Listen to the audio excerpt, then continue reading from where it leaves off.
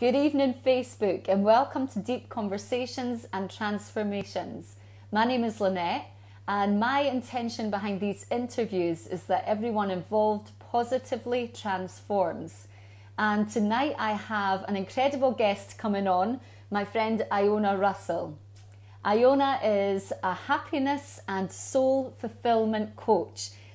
Hi Zoe, she is certified in clinical hypnotherapy, past life regression, NLP, kinetic chain release, and there's two others that I can't quite pronounce. She's the creator of the program Frazzled to Fabulous.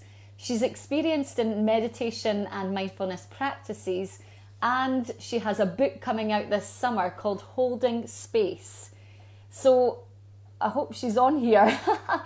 Iona, are you there? Let me just try and add her. Thank you so far for everyone that's joining. Let me just invite her on. I can't see her. And we've got you coming on next week, Zoe. That's exciting. And Zoe and Iona are cousins. Hi, Laura. Hi, Jay. Just waiting for Iona to come on. I don't know where she is. Are you watching? Sarah, hello. I might have to start again. Oh, wait. Is this her now? Nope. Hello. It's trying to bring someone else on. Where is she? Oh, here she is. I'm just adding. Coming on? Yes. Hello. How you doing? Good, good. I couldn't figure out how to get there with it. It's to start off with, but I'm good. Welcome. I was just trying to read out some of the things that you're trained in, and I couldn't actually say a couple of things. So you've done so much, and you look incredible tonight. Well, thank you. I'm looking a bit red, actually. Yeah. You look great. You look good. Thank you. Thank you. So you're a happiness and soul fulfillment coach. Now you're certified in a lot of things: clinical hypnotherapy, past life regression, NLP, kinetic chain release. Now this next one, advanced hope. How do I say that? I just asked my son Elias, who's 10. He cannot pronounce it either. Oh, well, that's brilliant. That's Ho'oponopono, which is a Hawaiian healing prayer and technique. Ho'oponopono. Amazing. I think I need some Ho'oponopono or whatever. I like the way you say it. And what was the other one? Postural energies. Postural energetics. Oh, postural energetics. Amazing. You're up to a lot. I'm up to a lot, yeah. And those are just, that's, I love learning and knowledge. And, I don't think I'll ever stop. But you're the same as well. So once you're... And we just got to learn together on a fabulous course. And it was so special to do that with you. Oh my gosh, yeah, that was brilliant. And it was so powerful to do that with you. And the other ladies that you suggested went, because we've all connected. So that's been brilliant. It's so nice. So what got you onto this path, Iona? Like, how come you got so interested in all this inner work? Basically because we'll do the short version because we've only got an hour. I was really trying to fill a void, and I've suffered from depression often on most of my life. I also got clinical depression, drugs and alcohol misuse, working too hard, because addictions are also when we work too hard. And I had a pile of self-help books like next to the bed that way. So I was always looking for external validation, fulfillment, and trying to fill that void. And it was only later in life when I was just in my 40s, I'd realized I was unhappy again. And it suddenly dawned on me, I can't go on like this. And it was just it was a switch. And I just suddenly started to realize, oh my gosh, you know what? No matter where I go, where I live, where I travel, the issue is me. I'm the one that's there no matter what is happening.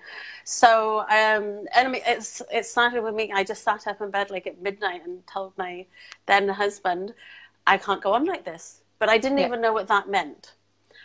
And And then I knew I had to start making changes. And at that point, I nearly moved us all back to Scotland.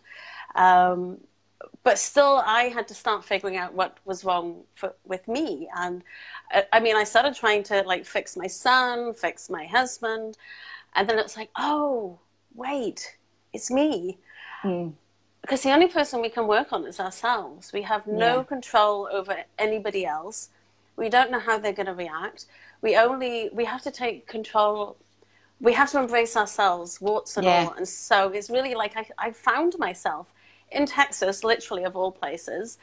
And it was meditation saved me. Yeah, same.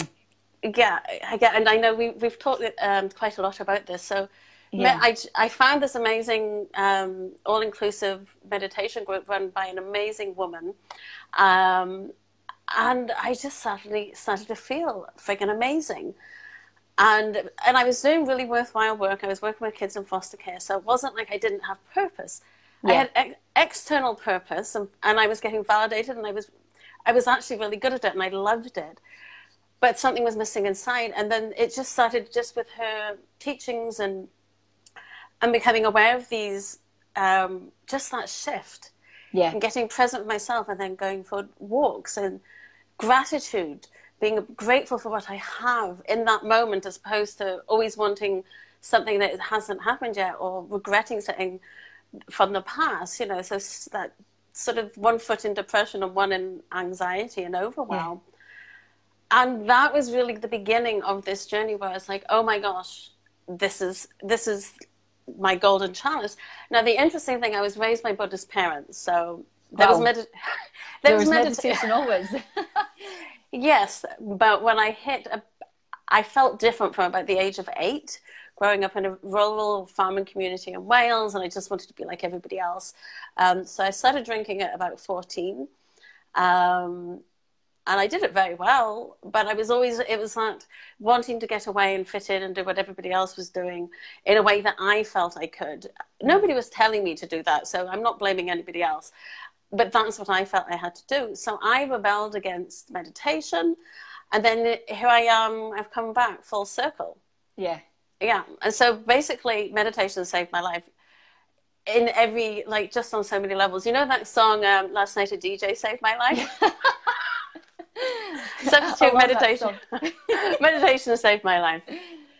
It's incredible. And someday here's a question here then. How do I get started with a meditation practice? Basically, we've been asking my audience and your audience for any questions that they have for you. And this is one of the questions that came through. So since we're talking about meditation, how does somebody get started with their meditation practice? How do you feel they should, what's your advice?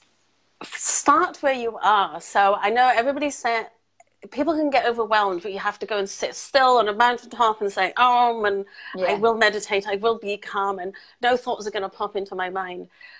But and then you beat yourself up because you can't sit there. That's bullshit. It's never going to be like that. It's complete BS. Like, it doesn't happen. Really, it just starts with the breath. When I'm working with my clients, like, one of the things I get to do with them is I'm like, because quite often they say, I can't meditate, my mind wanders. I'm like, just do 3 conscious breaths. That's all I'm asking. Yeah. Start small. And then also there's so many different variations of meditation, and you can change it. You don't need to stick with one practice.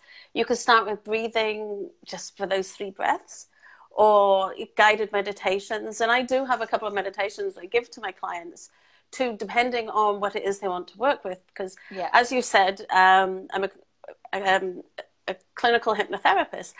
And basically, hypnotherapy is just meditation with a destination. Yes. That's all it is. And I've been to some of your classes, and you do guided meditation. So, I mean, it's all the same. We're all going into that deep, relaxed state, whatever you want to call it. I'd say find a class to go so you get that support. So if people in Edinburgh, I highly recommend go and join Lynette. Online, there's so many, but really it's as simple as breathing, and that's it.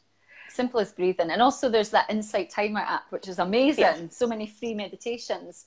And I think, it's not always about feeling great. Sometimes we'll sit in meditation, and we're like bawling our eyes out, and releasing stuff. So it's not always about feeling good, that you might see the girl on the picture or the poster, in her like little pose, smiling. It doesn't always feel like that, right? And also sit comfortably. You don't, if you're uncomfortable sitting cross-legged, sit in a chair, lie down. It doesn't matter.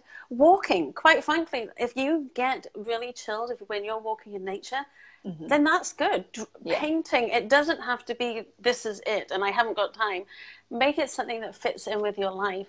And don't beat yourself up when a thought comes in, because we know, we can guarantee it, another thought is going to pop in. Yeah. So the secret is just not to become attached to it. Just see it, let it go. Yeah. Like, just let it go. Don't get attached to it. But, yeah. No expectations. Just go for it and take those first 3 breaths, yeah? Conscious breaths. And do that first thing in the morning when you wake up. And I love in through the nose and out through the mouth. Just nice and slowly, consciously. And then you can come back to that at any point. Nobody needs to know you're doing it. You know, and when you're getting a little overwhelmed, you can just come back to that. But it's really great to start your day off with that instead of reaching for your phone. Yes, start with a breath instead of the phone. Yeah. So tell us, you know, you're about to release a book. Oh my gosh, which is so exciting. Holding Space, is that right? Is that the title? It is Holding Space. That is the title. And it's actually, it was a friend of mine who came up with that title. It was meant to be something else. And she said, Iona, you say holding space all the time when you're working with clients. And I know you do too when you're holding a meditation class. We're holding space. And when we're truly connecting with somebody, we're holding space together. We're listening. We're present. We're attentive. So yes, the book is called Holding Space because it's about holding space for myself. Yeah. And it's part memoir, part self-help. And there's all these practices in it. You can call them spiritual practices if you like. And there's techniques that I'm dropping in. And Amazing. it's so that these are the things that have worked for me. And there's lots of variations on something like even breath work. So people can kind of pick and choose what works for them.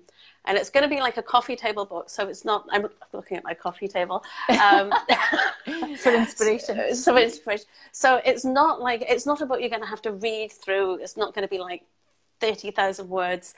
It's like the longest of anything will be like 500 words. Some pages will just be something really simple, like maybe 3 lines. So you can dip in and out of it. You know, there's books, so you can just open it today. Amazing. Yeah. And that inspiration will come. And I am sharing some of my story, but it's not an oh, woe is me.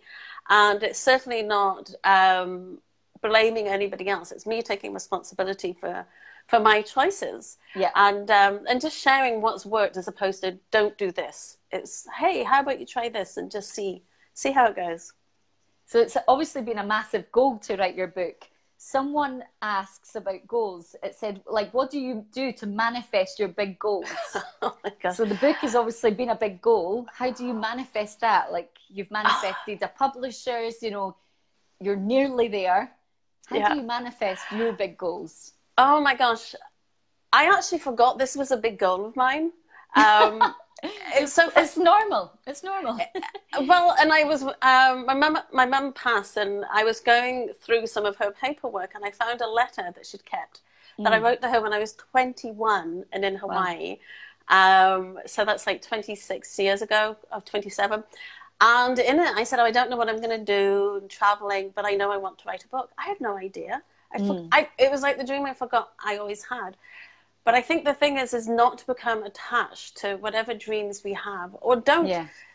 And dreams don't need to be big. Like, we mustn't compare ourselves to other people. Not everybody's going to be able to, you know, come up with the next big thing or solve any illness. Sometimes the dream, being the best mother you can be, the best father you can be, the best, just being the best you that you can be, that is an amazing dream. It doesn't have to be this huge sort of like shining light in the distance.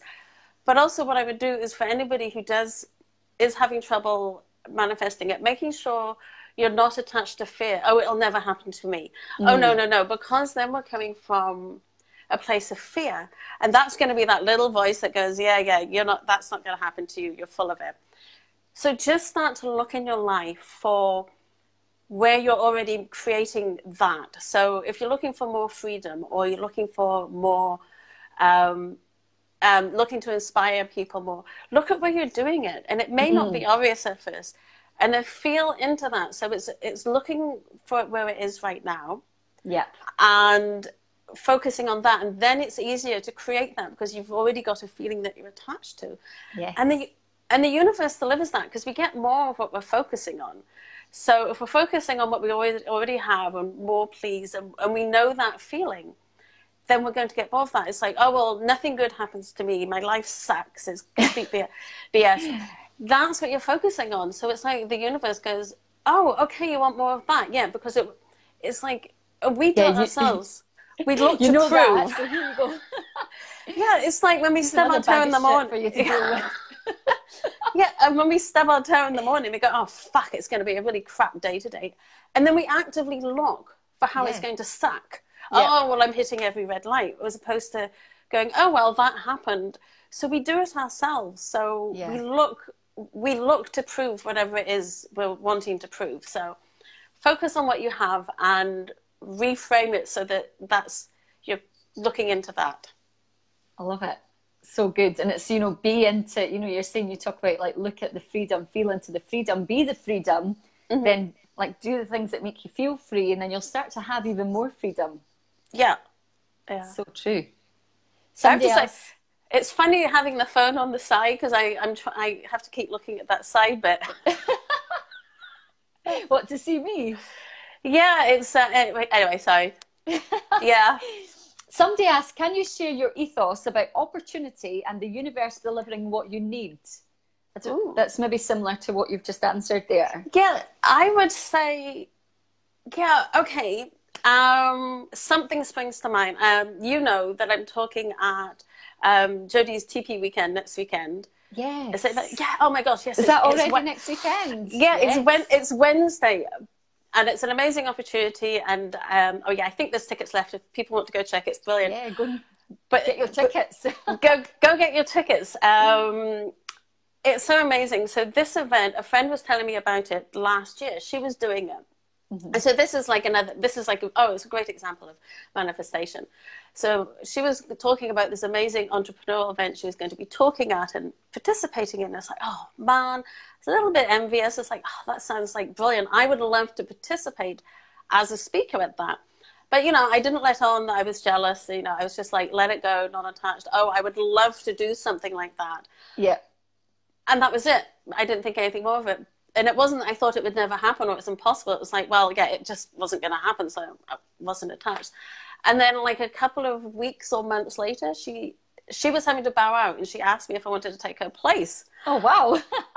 That was literally that's how I got the gig. And I was like, oh my God. And it was the best thing I ever went to. It's been my most favorite entrepreneurial event for people. And I'm best friends with everyone who is there. So it's just absolutely amazing. And yeah, so it's putting the thought out there but not being attached, and just trust that what is meant for you will happen. Amazing. So being more relaxed then. Definitely. Sort of letting go, bringing it in, then letting go, relaxing into it. Amazing. I love that.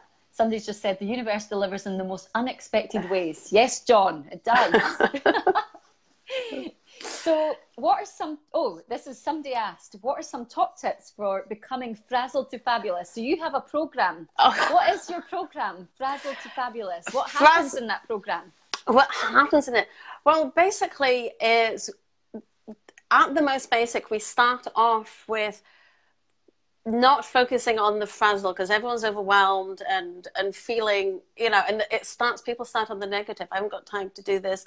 And it starts with focusing on yourself, those breaths, setting intentions. And it's quite simple. I have an email sequence that I do send out. I should send it out again, actually. Because it's really, really simple. People get so overwhelmed and don't know what to do. And it's like, we know if you haven't got time to meditate for 20 minutes, or 5 minutes, and you need to do it for 20. Honestly, go just breathe, everybody. But it's just about creating that space for yourself so that you're not focusing on everybody else and all the things you need to do and all the things you should do. It's releasing that, because one of the biggest questions that is, what shoulds are you willing to let go of? particularly, I mean, we're both single mums. Yeah. And we have like these huge to-do lists, and we're like, oh, we have to do this, we have to do that. Well, no, why? Let go of the things, the shoulds. Do things because you want to, and also don't have a really big to-do list. Like Rome wasn't built in a day. Break it down into bite-sized, manageable things. What can I actually accomplish today? And also ask people if you need help. You know, once, you know, we've spoke about this before. It's like actually asking, because people do want to help you, you know. And if you are feeling overwhelmed with your long list, then who can you delegate some of these tasks to? Yeah. And also people could write, like at the end of the day, what did you accomplish that day? And write a ta-da list. Yes. Ta-da, I've done it. I love those lists. They make you feel really empowered, don't they? You're like, shit, look at me. Look at all I've done today. Yeah, instead of at the end of the day going, oh my God, I haven't done this. And it just adds to that sort of overwhelm. Yeah. Yeah. And congratulate yourself at the end of the day when you've wrote that like list of what you have achieved. Yes. And that'll feel more powerful than what you've like not done yet. Yeah. And don't, it's like if someone has a house to build, they don't like have this huge list of all the things they need to do to build a house. Okay, we have to start with a foundation. That's it. So what are the 3 things you need to do to make that happen? And that's it. So yeah, fine, you want to build a house, but make it manageable, make it doable and actionable so that you can get stuff done. So Frazzled to Fabulous, is it like an online program? Do people like get in touch with you? How, like, let us know how they do that. Oh, well, that has been workshops I've run, but I'm about to launch, oh my God, I haven't even told you, Lynette. I'm about to launch an online program, which will be implementing some of that into it. And we'll be able to go much more in depth, and it'll be a group program. Because we know how magical it is when groups come together. I haven't gone live with it yet, so we're jumping the gun a little bit, but I will be taking a limited number of people in it, and it'll be a 6-week journey. And the reason I'm doing it online is so that people can do it from the comfort of their own home, and we're not having to use time for travel and to get home, because really and it'll be 90 minutes on Zoom format. But yeah, because we know it's like an hour or 2 to get somewhere, and then you're there, and then it's so time consuming. So I want to make things as easy as possible for people. So I will be posting about that probably in like about the next 7 to 10 days. Amazing. I've got to get a landing page going, and technology is not my best. Me too, sister. We'll get over that. That's one of our goals. So, yeah. Like, at the end of today, when I post this, like, please post any of your details so that people can get in touch with you if anything that you say tonight like resonates and they want to hear more information. Yeah. I'm excited to see that course. Oh yeah, well, and it's going to be my little sub note to myself is free your mind. Free your mind. Yes. Because it's about coming from your heart, so we're also in our heads. And you know that, because one of your beautiful meditations get us down into our heart, and that's a big thing for me too. Yeah. So it's free your mind, man, and let it go. And takes us on to a good question now, actually. So, how do you stop yourself regressing back into old negative thinking patterns? Ooh. Okay, that's a good one. First of all, when you're starting to be concerned about that, you're starting to go into a place of fear. And you may mess up, you may repeat a pattern or whatever it is. The thing is not to beat yourself up and just to move on. Like, one of my negative gremlins, as I call her, is depression. And I can see depression, like literally I can see it coming. And I go, oh, okay. And it's like saying hello to an old friend, but I don't attach to it. And that's the secret. Because once you've broken that pattern, the normal triggers might come up. So, a really good exercise people can do is write down. So let's say you're anxious, whatever that, what was it, a pattern or belief, the question? It was negative thinking patterns, yes. So how do you stop yourself regressing back into those old negative thinking patterns? Okay, so whatever the situation is that triggers that, write down how you would normally react. Yeah. Okay. Write that down, see it for what it is. Now, write down how you would like to act, how you would like to be, how would you like to feel in that situation, your ideal outcome, and focus on that and feel it into that. So you start training yourself, because our minds are freaking amazing. They don't know what has or hasn't happened, which is why visualization works and intention setting works. Because, you know, Olympic athletes do it, so we know. It's our mind doesn't know. And that's why visualization and meditation and stories and hypnotherapy work, because our mind's like, oh, okay, this is what's happening. Yeah, this must be the truth now. This is the truth. And we have proof of that is, like, the other night, I actually had a bad dream when I woke up in the morning. And I was, like, really anxious, and I knew it hadn't happened. Yeah. But I was still in that, like, oh my God, you know. State. Yeah. Yeah, and it's been a long time since I've had a bad dream. But we know when we're, like, daydreaming and thinking about nice things, or we've had a nice dream, and we just want to go back there. So our mind doesn't know it has or hasn't happened, but the feelings we get from the good or bad dream, that's like our mind just believes that it's happened. So yeah, so focus on how you would like to ideally act, how you want to be, how you want to feel in that situation that you're concerned about. Yeah, I love that. And I love, you know, it reminds me of Michael E. Singer's work, and he talks about the mind can be a dangerous place or a great gift. Mm-hmm. And I love what you're saying there. It's like, you know, write down how you would normally react and now change it to how you want to react. And maybe even bringing in visualization to that. Say it's somebody in your life that triggers those negative thinking patterns. It's like, right, visualize that person. Now visualize how you actually want that relationship to be. Yeah. And imagine them triggering you and you reacting in a really beautiful way. Oh, yeah. Oh, I have another one which you'll love to go with that, if it's actually a person. So, you know, we all talk about coming from a place of love and, you know, having happy feelings in our heart. When you're with that person that triggers you, just instead of going, oh my God, they're annoying. Oh, I'm meant to be doing this. Oh my God, I just want to leave. Just start to think, I love you. I love you. Just, I love you. And mean it and feel it. And I'm telling you it works, because I've done it. I can't say names because we're on live. But it really does work, because you're like, you're starting to change your vibe, and there's all the science behind it. But it just works. Like, so just start to think, I love you, as you're being triggered by whatever person. And it's amazing.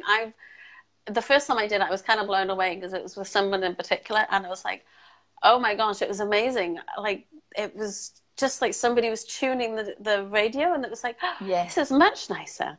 So so just think, I love you, and just watch it change.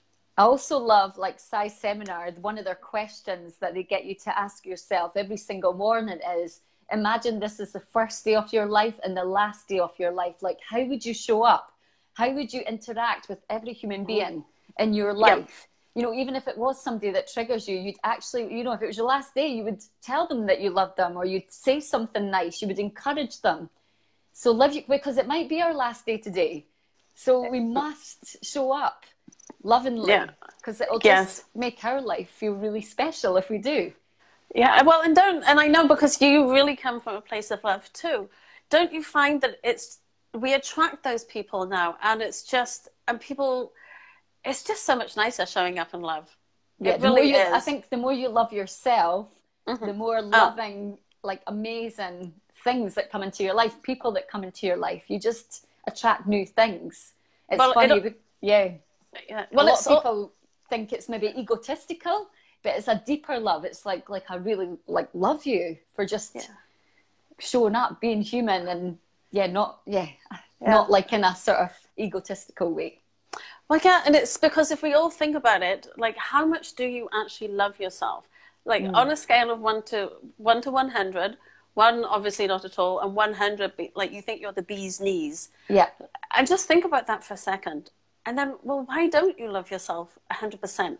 So children, when we come into the world, we are all, like, we're born perfect, we're amazing, we're confident, we're just beautiful beings of love, and we just radiate love. And we don't, under normal circumstances and upbringing, we don't have to tell a child, oh, well, go over there and be happy, or play. And I mean, how many times, like, you pull out a camera and, you know, your 2-year-old is there posing and confident, and it's like, we don't, it's all there.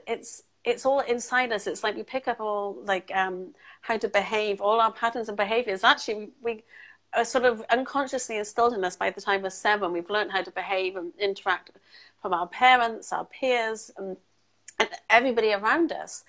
But, you know, so we start like putting this shell on this confident, beautiful, amazing human being. Yeah. So, yeah, it's about getting back in touch with that and just allowing yourself to be who you are, because it all stops and ends with you. Yes. And if you can't love yourself, how is anyone going to love you? Yeah, it's so true. And it's, you know, you go back to that young child. So we've pulled on all these identities, all these layers, all the programming, all the conditioning. You know, it's like pulling away all that to think, who the hell am I? Well, actually, you're this beautiful human being who totally belongs here, and you have purpose. Yeah. Yeah, and I think, and that's why, like, all my self-destructive, and I had a lot of fun in my self-destructive behavior. So I'm not all the drugs and alcohol. Yeah, so it's not that, and I really did have a lot of fun. But I see, you know, but it's the day after, or just when I wasn't always comfortable being alone. Yeah.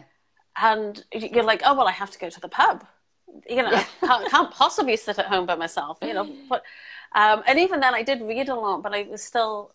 But just being quiet with yourself and rather than trying to fill that void. And I think that's what we're all trying to do, but we're looking for the external gratification and validation of how we're worthy. I mean, look at Instagram and Facebook, and everybody's looking at how many likes they have. And we were away once, and there was a 14 or 15-year-old girl with us.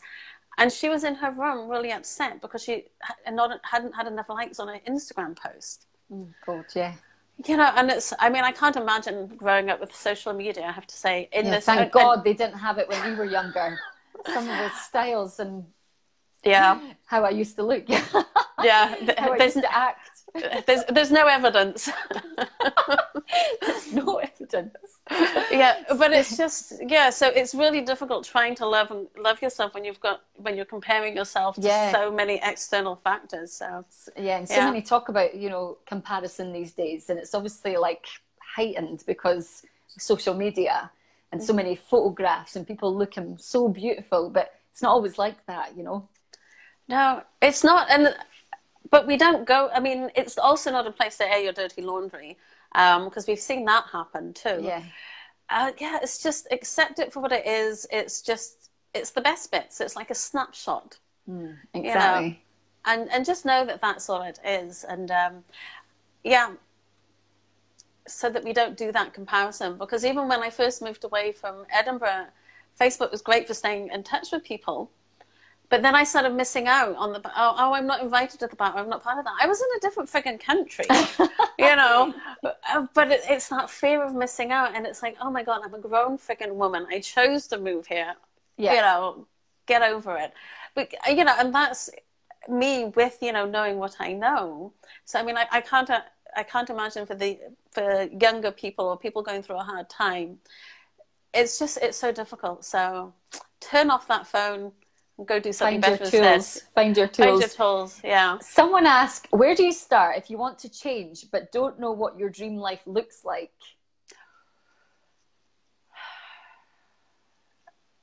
So you want to change, but you don't. So they want to change, but they don't know what their dream life looks like.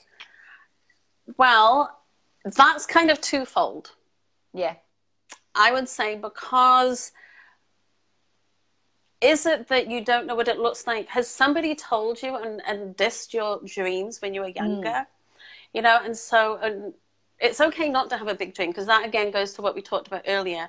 You know, we're not all going to solve, you know, all the diseases. You know, not all people are destined for that. But it's really, if you're not sure what your dream is, that's fine.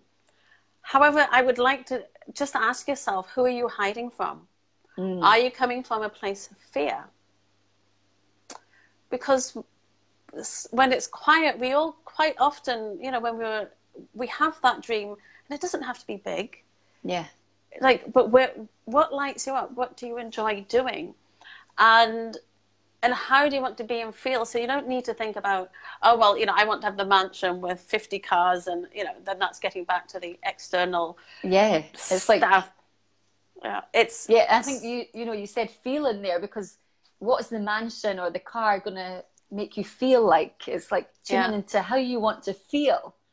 How you want to feel, how you want to be. You can think about what you want to have, but look at your deeper why. Why is that important? Like, okay, I want to have a big house so all my family can come and stay. You know, so get to the deeper why. But yeah, how do you want to feel and be? And then again, going back to what we talked about earlier, look around you now and see what is good. So it's about having that genuine gratitude. And I know you're big on gratitude too. Being grateful now, something I would say with that is be careful you're not being grateful for some crappy situation you've overcome, because then you're still attaching to that the negative vibes. It's like, I'm great.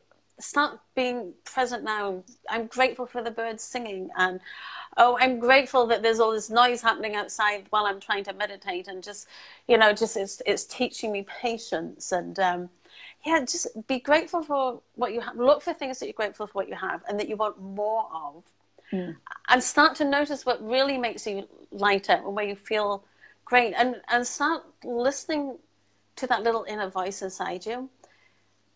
Where if you don't think that you have a dream, really think about who are you hiding from or what happened, because it's in that silence, in those moments of our heart. Because music isn't the notes; music is the space between the notes.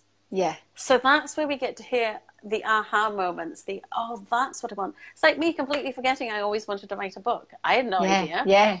You know, and it wasn't until after I'd signed the contracting deal, and I'm like, oh, I always wanted to do this. So sometimes we forget what our dreams are. Yeah, and I think that's where meditation just ties in nicely again, because, you do find that space eventually, the more that you practice. Yeah. And it starts to come in. You start, and it's, connects into your heart. I know for sure, I totally believe that if you get really deep into your heart space, all your answers are there. All the insights, all the wisdom, all the intuition, like what you truly want is deep within your heart. Your heart knows. Yeah. And that's the thing. And I know we both work with coaching as well. And I do let people know when they come to see me, I'm not going to tell you what to do. You know what you want to do. I help you get there. Like, I ask the deep dive questions to guide you, because there's no point me just slapping a plaster on it, going, there, off you go. This is what you should do. Somebody really needs to find out for themselves, and it may not be obvious. So it's guiding them on that journey, and just finding that path with them, and then giving them the tools to help them on their way. But yeah, we all have all the answers inside us, and there was a point where if you'd have told me that when I didn't think I did, I would have gotten annoyed at you. Yeah. I understand. People were like, you know what you want. I'm like, I don't know, just tell me. But it's true. Like, the more you start peeling away these identities, these programmings that you've picked up, you start to understand what you actually want. Yeah, and that's the thing. So it's letting go of the shoulds, what other people have told you should do, and whatever that normal path is. There's no such thing as normal. And quite frankly, I want to break out of the box. Yeah, it's that freedom. It's that, and I think the world is changing because we have the internet, which is something that's good about it. There's all these amazing opportunities, and we can learn anything on the internet. It's amazing, and connect with people all over the world. Yeah, so many opportunities, and so I think we're really understanding there's so much possibility out there, and so much possibility in us. Yeah, well, and you and I didn't even meet until after we chatted a couple of times in various groups online. So it's really great for bringing people together. Yeah, exactly. We connected over Facebook, I think, and then decided to meet each other. I think that's another thing. We can have hopes, dreams, goals, but if they're just sitting there, we must take action as well. We must get a strong enough goal, strong intention, but then start to actually move in that direction. And it's like small steps. We took the small step to meet each other for lunch, and then we formed a friendship from that. So yeah, you have to get off the sofa. You can't think, what's meant for me won't go past me. It's like, yeah, but it might it's a bus going past. It's not going to get you if you're not out there waiting. Like, you have to be going to get it.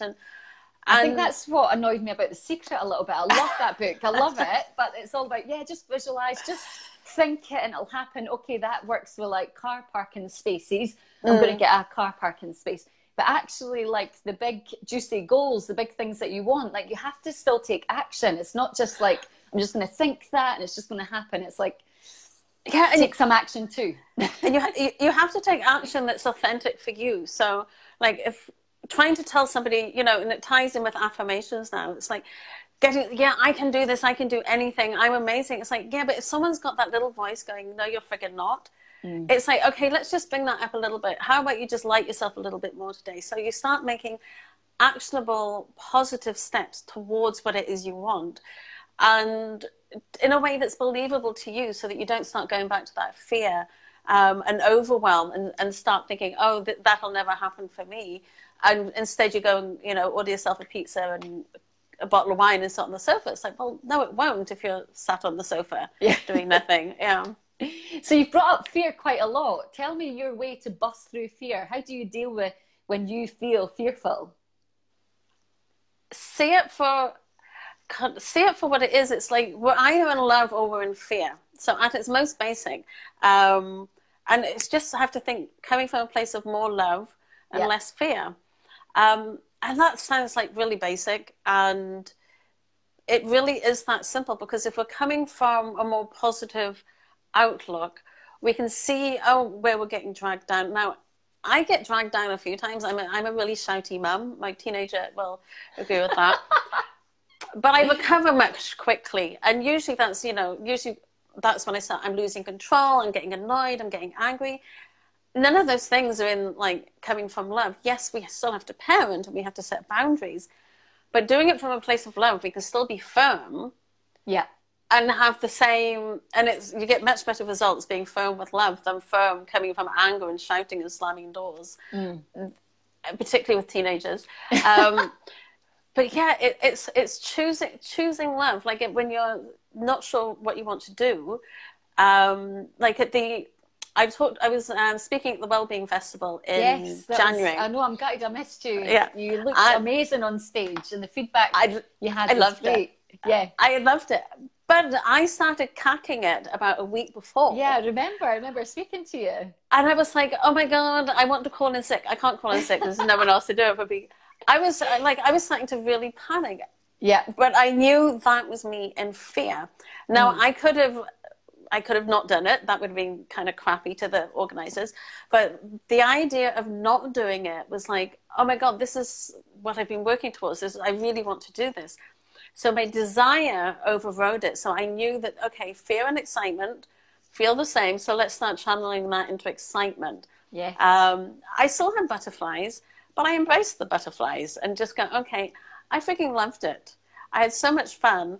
Now, if I hadn't done that and I'd just stayed on my sofa, none of the other opportunities would come my way. And it looks like people are being really successful when you see all these opportunities coming. But that's because they're facing what is scary for all of us and just doing it. So in that situation, I chose love. I was nervous.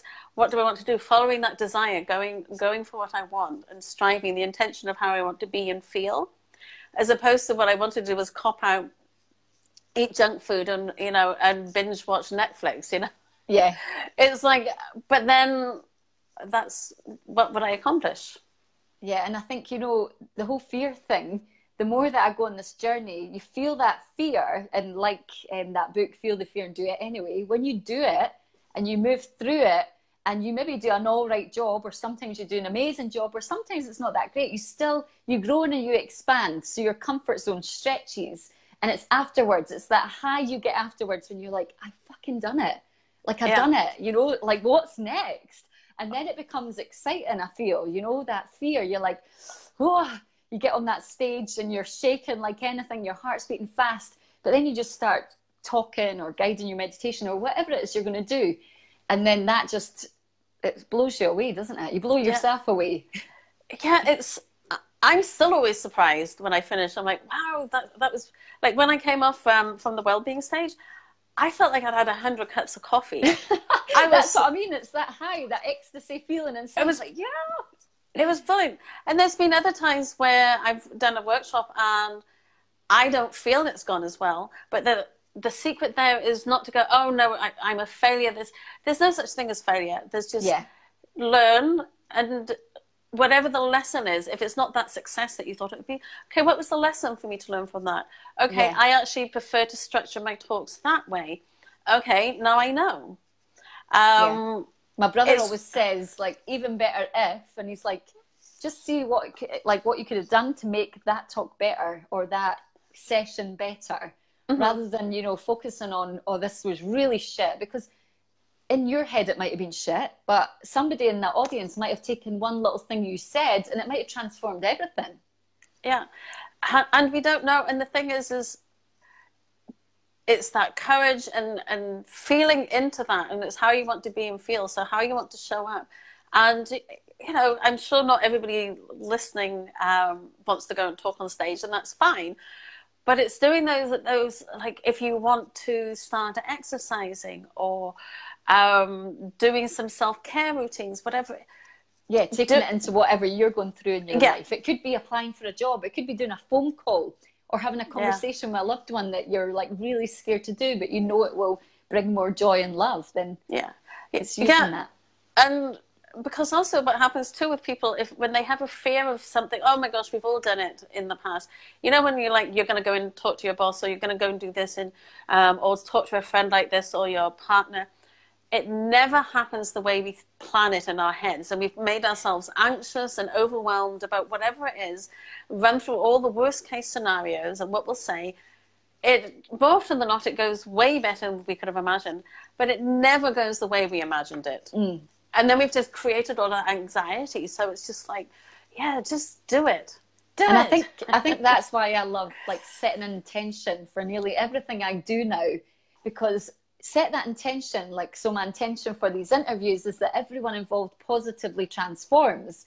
So that means, like, you, Iona, me, the listener, like, we all gain a new perspective.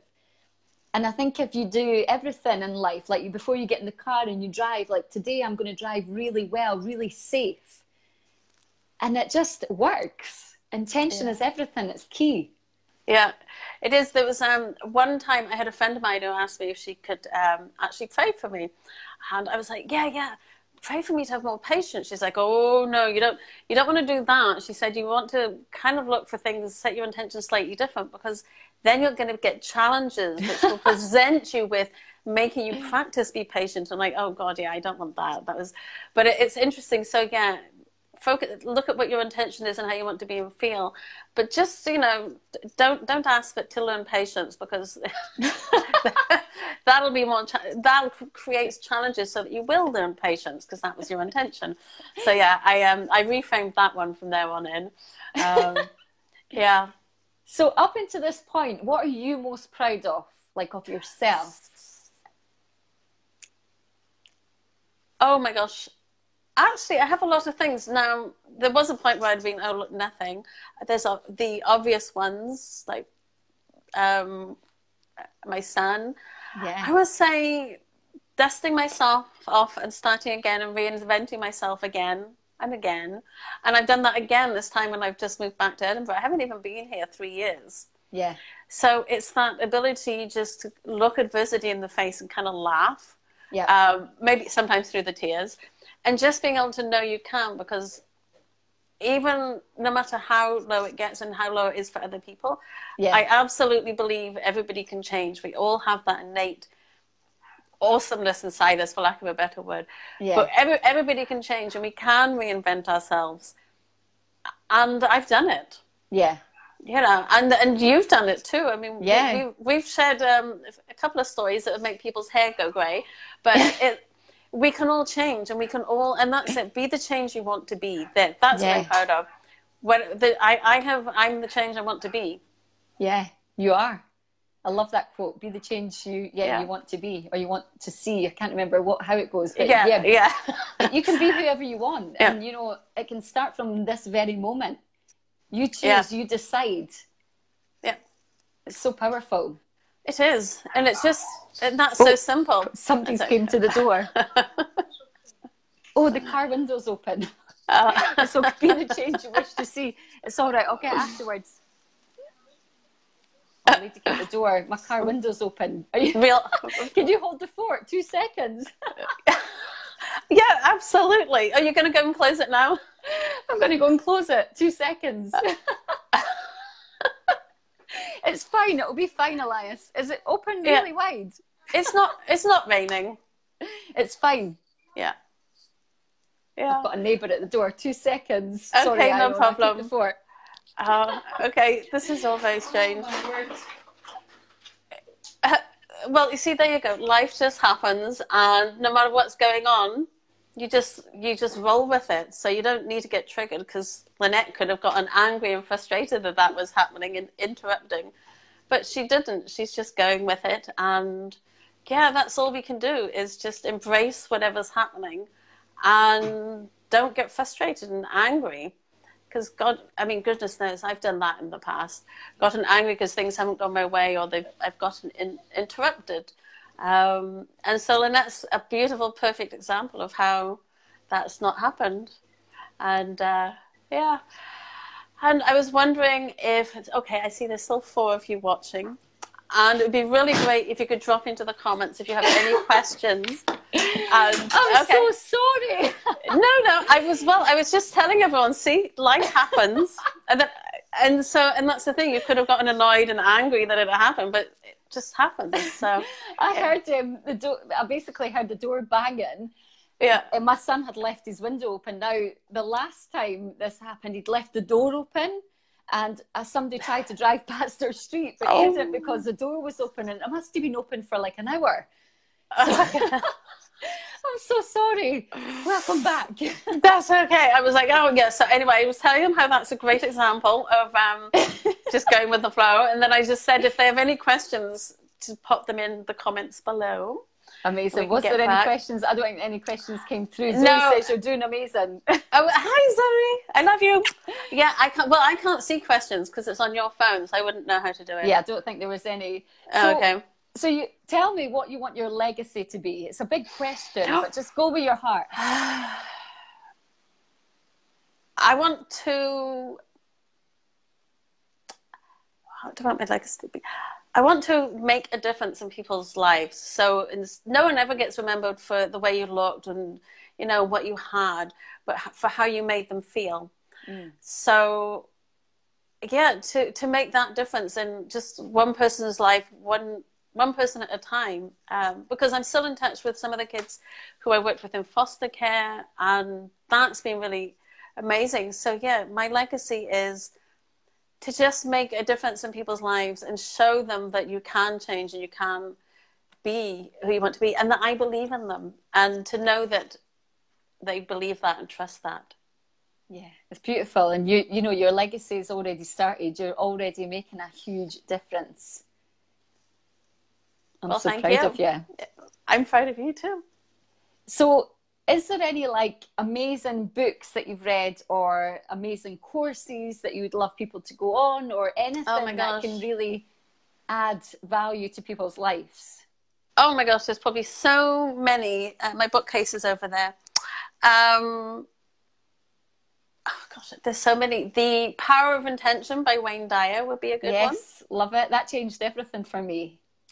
Oh, yeah. That was like, I read that 4 years ago, and that's when, you know, the journey had started with loads of other books. And then when that came into my life, that's when everything changed. I went on different courses. So, yeah, I love that you mentioned that. And also the one that was pivotal for me is Return to Love by Marianne Williamson. Yes. I was, the house that I was going to for meditation when I first started on this journey, as I was leaving, the book was there to the right, and I'd never heard of Marianne Williamson. It's a red book, and I could see it. It was like it was lit up. And I said, oh, what's that? It was intriguing cover, intriguing title. And they lent it to me, and in it, it was like, oh my gosh, Return to Love. So it's as simple as, are you living in love or are you living in fear? I love that book. And actually, she's put herself forward running for a candidate in America. I know. Yes. So, listen, that would change everything, eh? Oh my gosh, wouldn't it? Please. Yeah. So her book was a pivotal, and it ties in with everything you and I say. Definitely anything by Wayne Dyer. He's amazing. Yeah, I actually blows me away. I was actually lucky enough to hear him speak when I was living in Texas and Oh, Austin. really? Oh, Yeah. wow. Yeah. That'd be the dream. That's amazing. Yeah. So that would be the dream. Loved him. Also, and Gabrielle Bernstein's another really great one. Yeah, she's cool. Yeah. The universe has your back. The universe has your back. And I adore Reverend Michael Beckwith. Oh my gosh. Love him. I'm hoping to see him. I will see him when I go to LA another time. And he was in The Secreters too. Yeah, that's right. Yeah. Yeah, just people who are really coming from a place of integrity and compassion.